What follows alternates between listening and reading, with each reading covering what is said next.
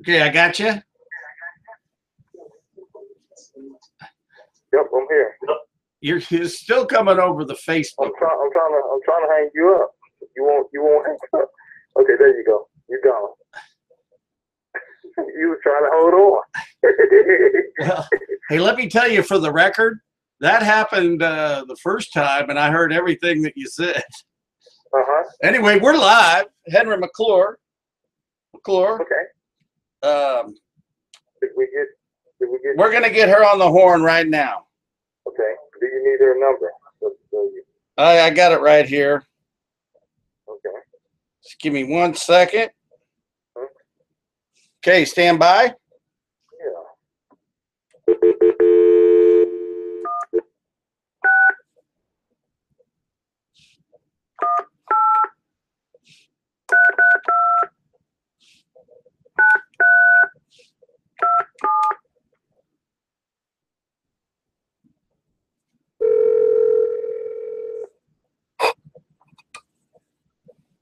GW? Yep. You calling me on the other line? Hey. See, that's why I asked you, did you need the number? Oh, is hers the 6? Nope, you called my other phone. Hey, it actually kind of sounds cool, but okay, I got her number. Here it is. Wow. Hey, man, I know this is some cool shit like the Twilight Zone. Yeah, it's like a disco block. Hello. It's like a little digital bomb. It's like yelling down in her vagina. All right, hang on. I'll call you right back.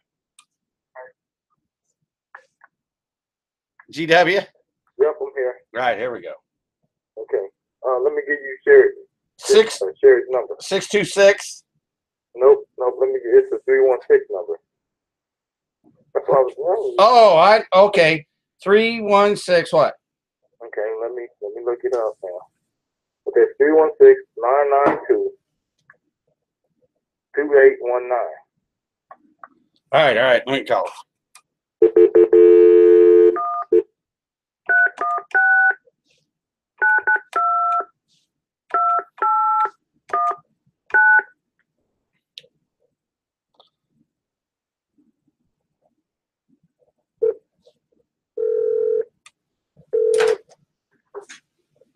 GW? I'm here. Hello. You got Henry McClure live. Okay, great. We're live. My YouTube following is around 30 people, but this goes out onto my Twitter feed where I've got 13,200 followers on Twitter. 13,200 followers. My goodness, that's amazing. If you add up all the social reach between LinkedIn, Periscope, Pinterest, Facebook, all my Facebook pages, I can reach about 30,000 people. My goodness. Well, God bless you, Henry. That's amazing. Okay, so when did you first start writing this screenplay? I've been working on it for several years. I wrote it first as a stage play.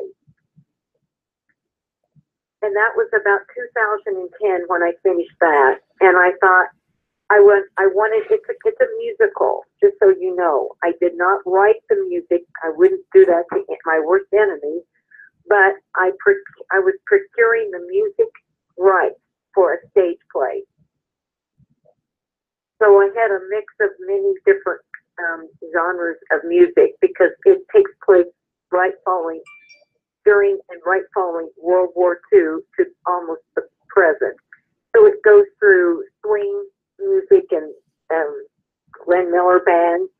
It goes through Frank Sinatra and some Fred Astaire and Ginger Rogers and of course Elvis Presley and all up until almost the contemporary music. I had one song called The Hallelujah with Leonard Cohen. You know, actually, Dean Martin was the better singer of that Rat Pack.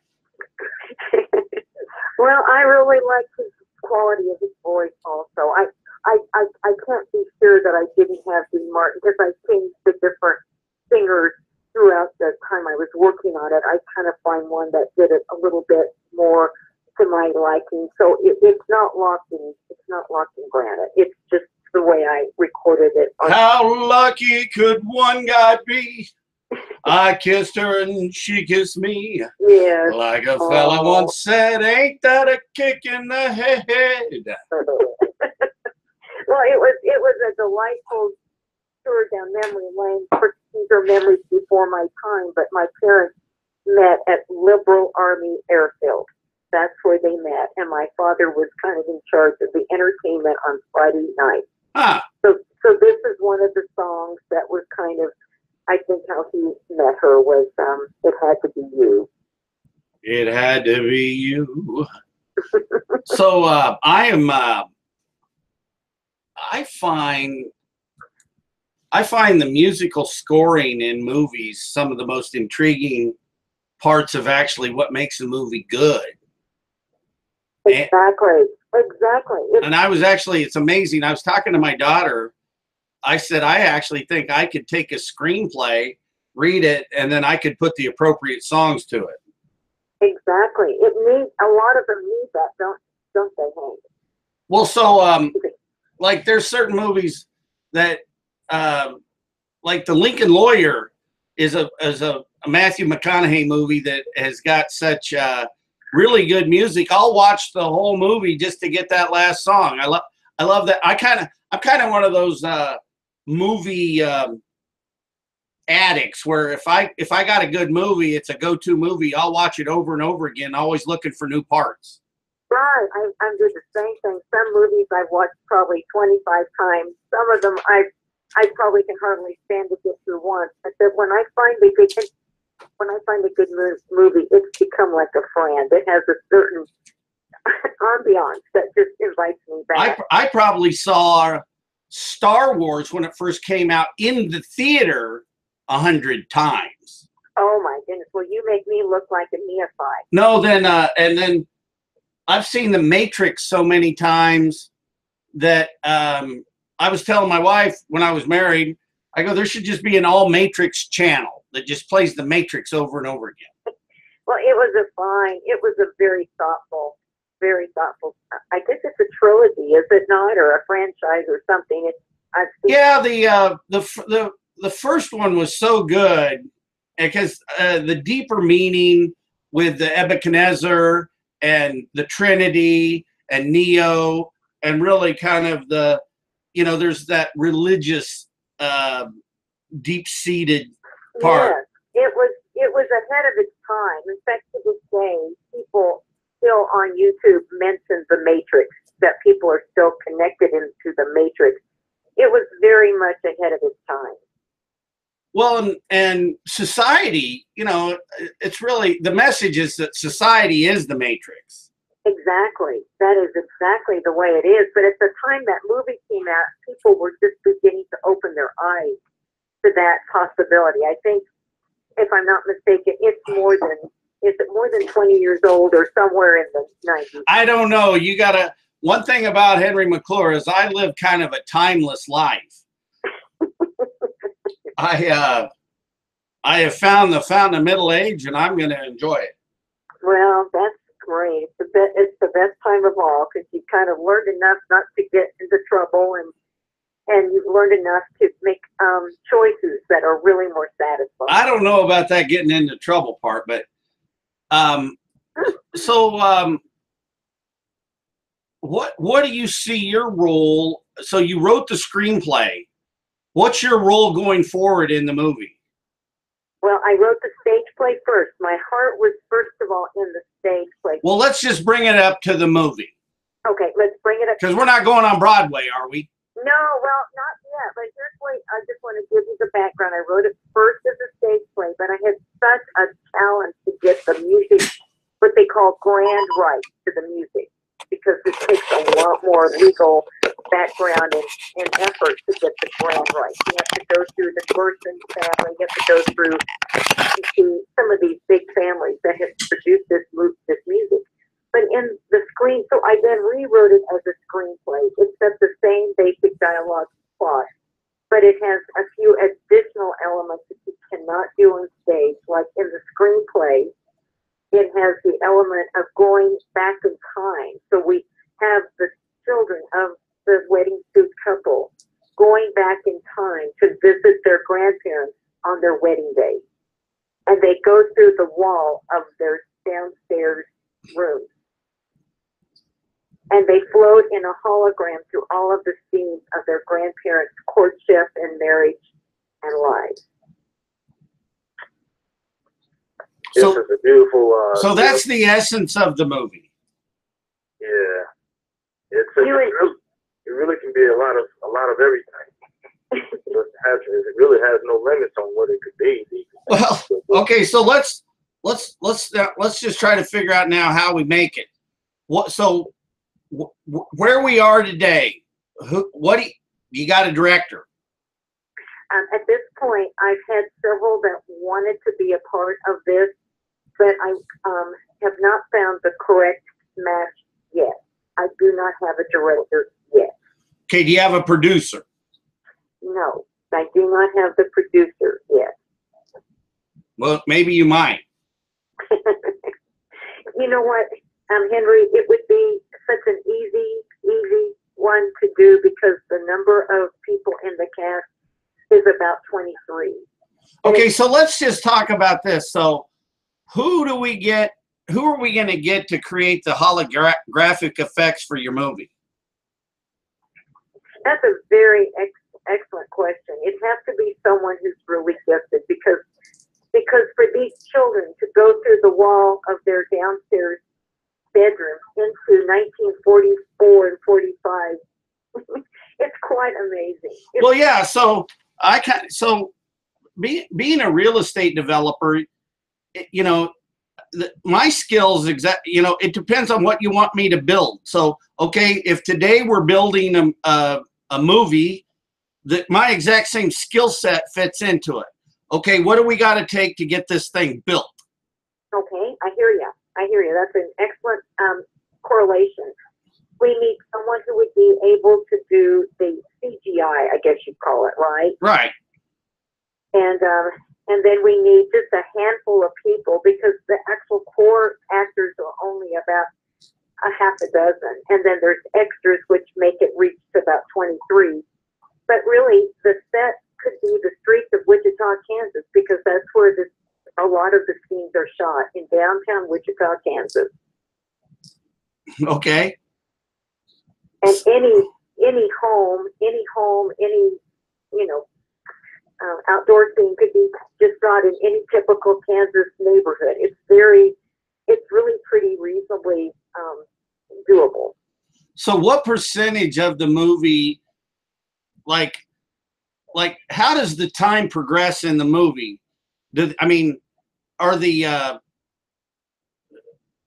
So do you have to have 2 of everybody as they age, or do you have to have 10 of one cup? You know, I see what you're saying. You know what I always envision? There are the age of the movie goes from the flashback when the couple meets and marries in 1945. So they have to age, but they could be done. That could be done with makeup. Okay. Age the 20 years of their story. But the kids, of course, the babies that would be a no-brainer to get a baby and then have them age. But there is a couple of scenes when the children are like 5 and 6, and then they do age to be 15 and 19. Okay, so GW. Yes, sir. How did you two meet? Wow. Well, LinkedIn seemed like a pretty good source, but I think it was between LinkedIn or Facebook. One of the I think it was Facebook. You saw the book that I was on Blackie. I think it was through Blackie. And this dog seemed like it reached out and grabbed me and pulled me in because it grabbed my attention. This black dog, this little black angel looking dog. Yeah. Just reached in and grabbed my attention and said, well, this is where I need to be. Okay, so your angels are black. Well, Yeah, well, I'm just saying, this black dog is everybody's angel. He really is. He really is. Henry, you need to go on Facebook and you need to look up my dog book. I just posted it just the day. I actually think GB. I met you the day after I posted that book. Are you there? Yes. You there? You met me or I met you the day after I posted Blackie's book on Facebook. See there? See? So I was right. The black dog seemed like it pulled me right in, and you know I'm gonna gravitate to the spirit.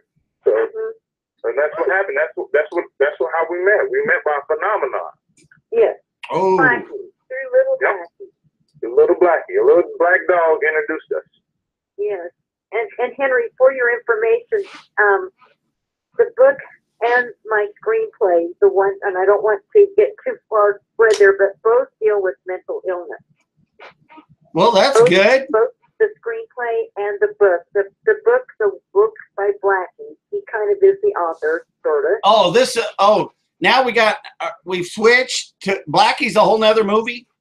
He's a whole nother movie. He could be a wonderful movie. People who've read Blackie's book, can you envision it as a movie TV? Well, I'm gonna just say you this. Blackie is I would say would be the mascot of both, or all three, or maybe a full movement of movies. Well, I want to tell you a little story about the first day I met GW. Which, yeah, he's GW to me. I was going to say, that's not the initials I've had, but I like those initials. Well, see, it's because he's the Black John Wayne. Oh. And there's this movie called McClintock where he's George Washington McClintock. And they all call him GW. And GW, it just sounds better. GW. Yes, sir. It rolls off the tongue, doesn't it? Yeah. You know, because like it's the progression of the alphabet. GW is moving you forward. GB takes you back. Right. Yeah. You want a little confession, CB? Because I grew up in the Bee Gees era, I have to stop and make sure I get your initials right every time. And so the way because I want to call it BG, not BG. So what I have to do is think of the mnemonic device to keep me centered on how your name really should be pronounced. So I think of you as green beans. Oh, okay. So DB, green beans. That's how I green happen to be my favorite color, so that's great. now, yep. I'm here. Now, you know, like Mr. McClure just got to explain to you how we met, too. Well, I wanted to elaborate. The day we met. He just started elaborating when we got off on CW, so would you please elaborate? No, real quickly. The day we met, we started talking, and we were going over to look at a building that I want to remodel, and I'd actually like to make it an entertainment center for blacks. Oh. But really any color. But well, look, see, in my family, Judge James A. McClure was the progressive judge, and he was one of the first guys to start giving blacks and Mexicans fair sentences. And when I say fair, just what the white guy got. Right. And after Brown versus Board of Education, my grandfather, who was on the school board, became very active on the school board and helped implement the changes of Brown versus Board. And then they actually named a school after him. And if you talk to black people in the community, they think I'm black. So is that right? Yeah, and that's cool. Because, you know, I'm an equal opportunity offender, and I'd like to start with white people. You know, but we can't take ourselves so seriously, you know, all the time. That's right. Right. Exactly. You know, and so, you know, politically correctness is political control, and political controls the matrix. So, but anyway, that aside, we just started connecting. We just started talking about things, and I have a movie in mind, and we started elaborating on the movie and how to do it, and we've never made a deal together, but we know we're supposed to, and we just continue to to stay connected. So I was talking to him today, because every project needs money. Yeah. McClure Real Estate needs money, so I got to make deals. But Right. but Yeah. I've always had a big passion for movies, and my role really would be producing. I'd like to, the producer is the guy that can get it done. I agree, and they're kind of the foundation for the whole thing. So that would be my first need, is to get a good producer, and from there, the director would follow. Well, sure.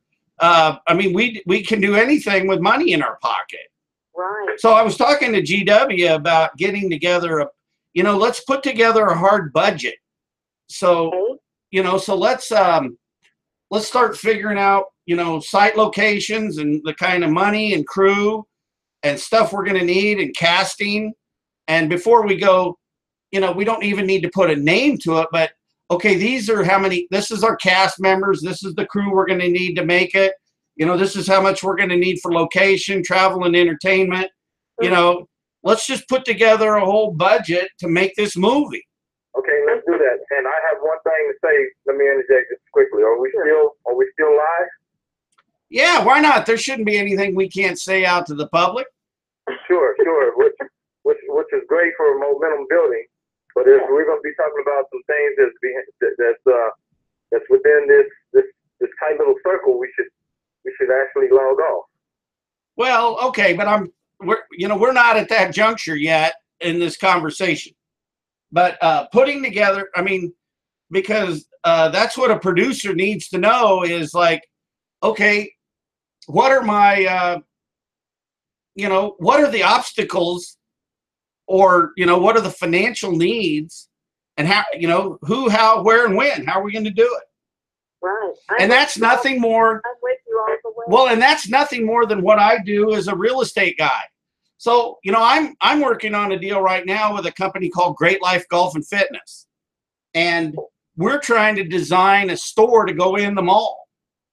And so I'm trying to create a community-minded exercise facility to put into Westridge Mall in Topeka. And it's an invention. Am I inventing health clubs? No. Am I inventing malls? No. But am I taking moving parts from people that haven't done mall deals before and also trying to get the community behind it? It's in itself, it's its own movie. Yes, I see what you're saying. That sounds wonderful. And GB is very much into fitness, and I'm sure you've had conversations about what he's doing for fitness. So sounds like you guys are very well. Well, we're actually going to do a place, I think, down in Wichita. Really? Too, yeah. I've got a lot of friends down in Wichita. Yeah.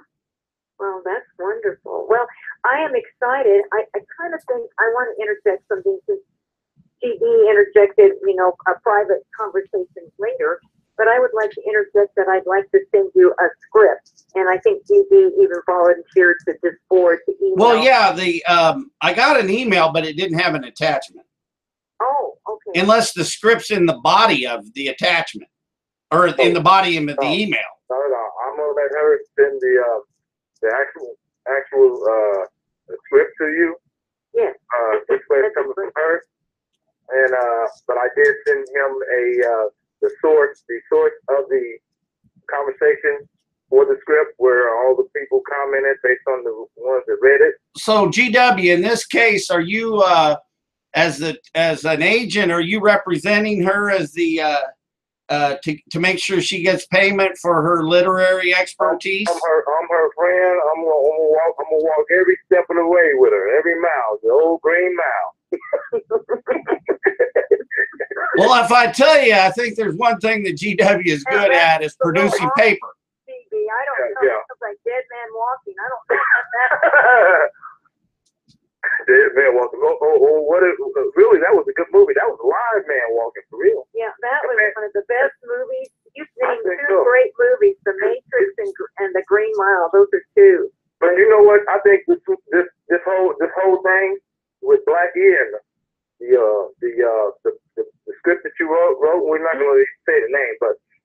that you wrote. Yes. I think it's compatible with what we're talking about here. We're talking about the Matrix and Yes, we are. Well, here's what we're talking about. We're just talking about getting into the movie business. Yeah, yeah. That's all we're talking about doing, and let's do it. Let's do it. We're already in it. We're already in it. Let's get the details worked out. But I guess to answer your question, let's get him the script. All right. So now, hang on a second here.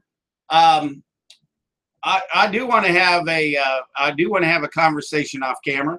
So, hey, everybody, thanks for tuning in. Henry McClure live, and I'd like to thank my guests for being on today's afternoon show. Y'all want to sign off and say goodbye? Yes, thank you for asking us, and I've enjoyed meeting you, Mr. McClure. Henry. Henry, okay, Henry. All right, so and GW, we're not going to let him sign off because he's like always here. That's right. All right, so hey, thanks for tuning in. Well,